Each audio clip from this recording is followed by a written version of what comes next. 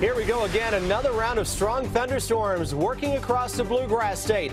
I'm tracking a renewed flash flood threat just ahead. I'm glad they caught the guy, her son. Now I can rest easy. Police arrest a Lexington man accused of killing his mother several states away. How the community is stepping up to help a Central Kentucky animal shelter badly damaged by flooding weeks ago. Tracking, alerting, protecting. WKYT News starts now with First Alert Weather. Good evening. Not much of a break. More storms have moved into the Bluegrass tonight, and we've declared a WKYT First Alert Severe Weather Day. Flash flooding will be a threat as we head into the overnight hours. For the very latest, we begin tonight with Chief Meteorologist Chris Bailey. Hey guys, just like what we were having a little earlier in the week now, these thunderstorms this evening all of a sudden have really decided to flex a little muscle. So we're tracking the potential for high water and damaging winds with this cluster of thunderstorms that is now taking direct aim at the Lexington Metro. Already getting thunderstorms out ahead of this developing from Moorhead to the Lexington area. Now look at this swath of severe thunderstorms that is blasting parts of the Louisville area where we've had winds around 60 miles an hour. Severe thunderstorm warning does include the city of Frankfort. That is for Bullitt, Franklin, Henry, Jefferson, Oldham, and Shelby counties. That will continue to work its way on in from northwest to southeast. It is packing a ton of lightning, and 60-mile-per-hour winds are very likely with the leading edge of this thunderstorm that is just minutes away from moving in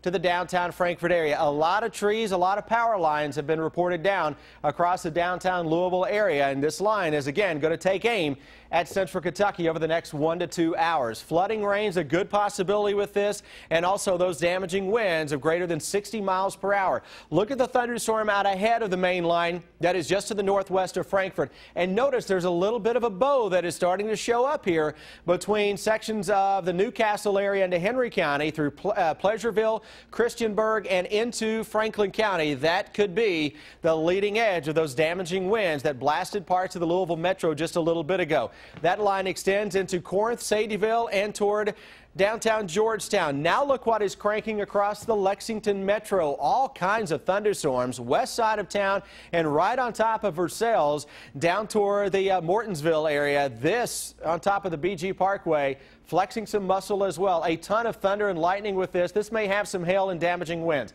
That storm is just blowing up on the west side of town back into parts of Woodford County and will continue to work its way toward the east and northeast across downtown Lexington. Some heavier rains here into Winchester too. And also we've had some very heavy rain showing up into the northeastern part of Rowan County near the Hayes Crossing area. That was an area devastated by flooding just a few days ago.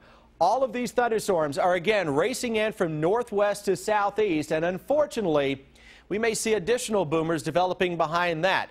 Flash flood watch has been issued for a small part of real estate, but looking at the radar, we need to get this flash flood watch issued for parts of eastern Kentucky as well, even if it's just a precautionary measure.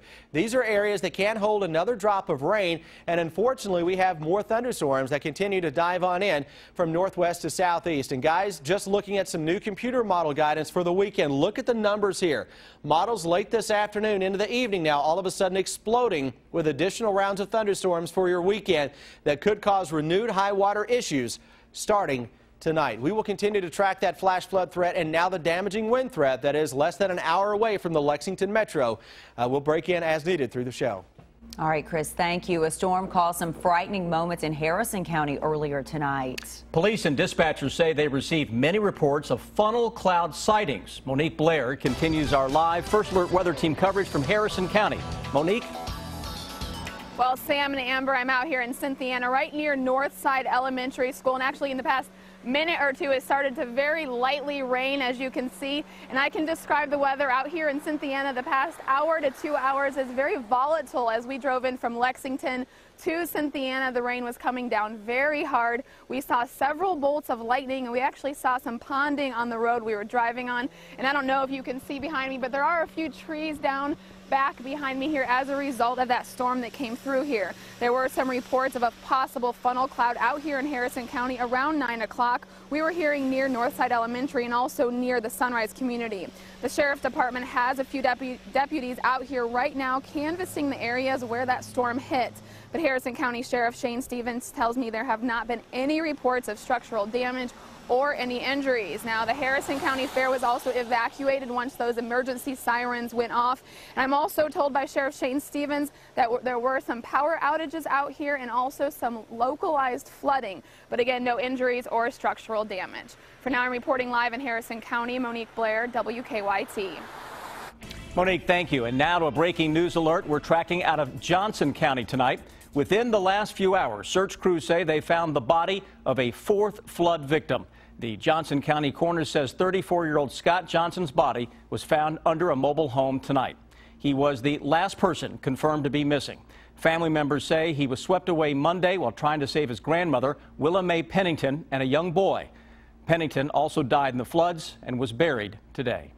He is accused of killing his mother, and tonight Lexington police say investigators have tracked down a wanted man nearly 1,000 miles away. Police say that 36-year-old Jack J.T. Clemens was arrested this morning after a chase from Burlington, Colorado to Goodland, Kansas. Lexington police found his mother dead in her home Tuesday night. New at 11 tonight, Garrett Weimer talked to the victim's neighbors. Like the trees she planted that grew to stand so tall, Shirley Clemens, neighbors say, was strong. She's a really nice woman. I like her. She's good with my brother. Her death has been hard for them to take. That was his mother. I mean, you know, I don't understand. She was a good woman. Neighbors say now they'll sleep better, knowing the suspect, Clemens' son Jack, is behind bars.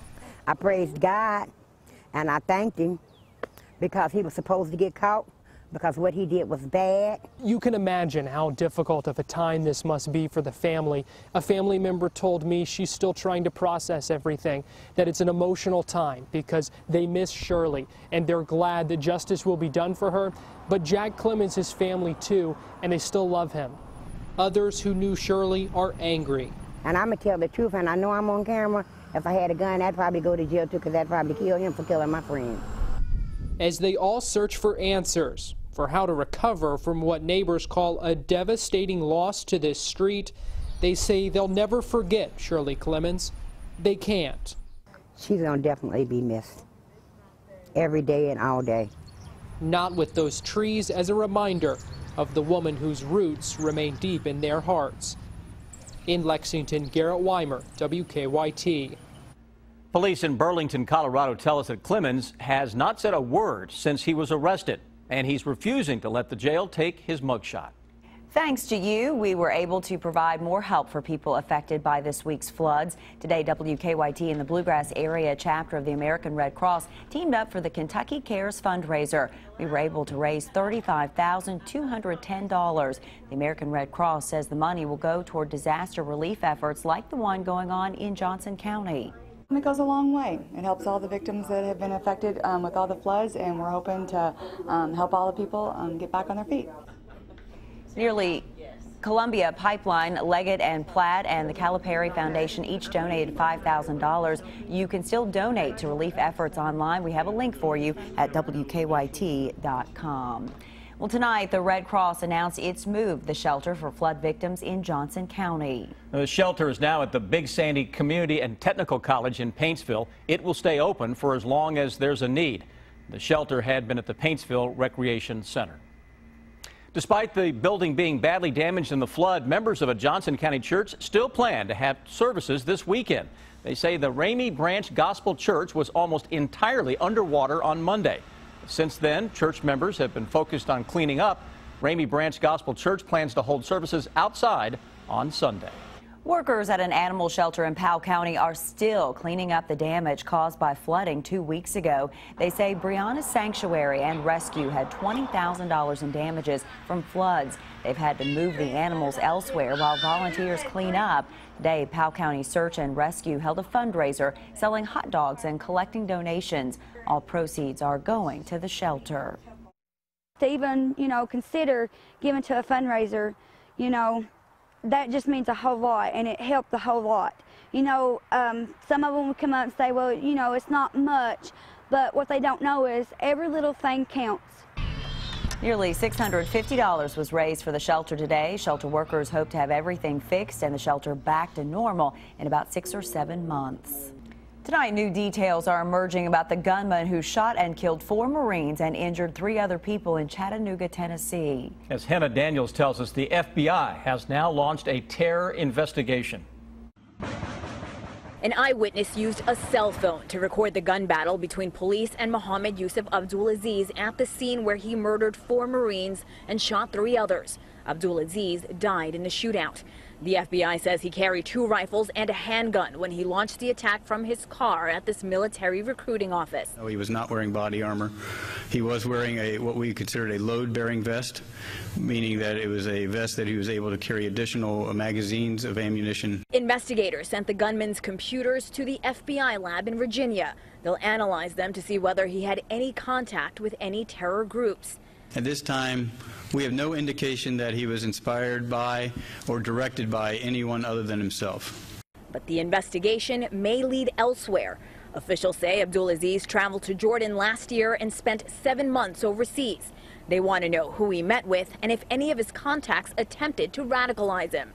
They also discovered 2 blog posts attributed to Abdulaziz. The author said this life is short and bitter, and the opportunity to submit to Allah may pass you by. It was written just 3 days before the shooting. The Marines' remains were taken to Dover Air Force Base, where they will be prepared for their final honors.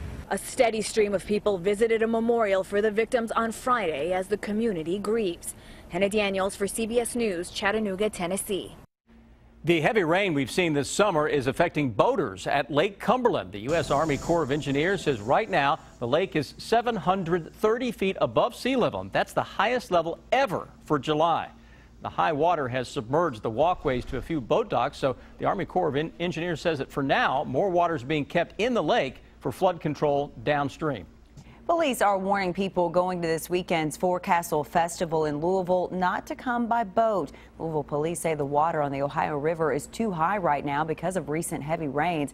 They're asking people to stay on land for the festival. Police say they will be on a limited patrolling status on the Ohio River until the water level goes down.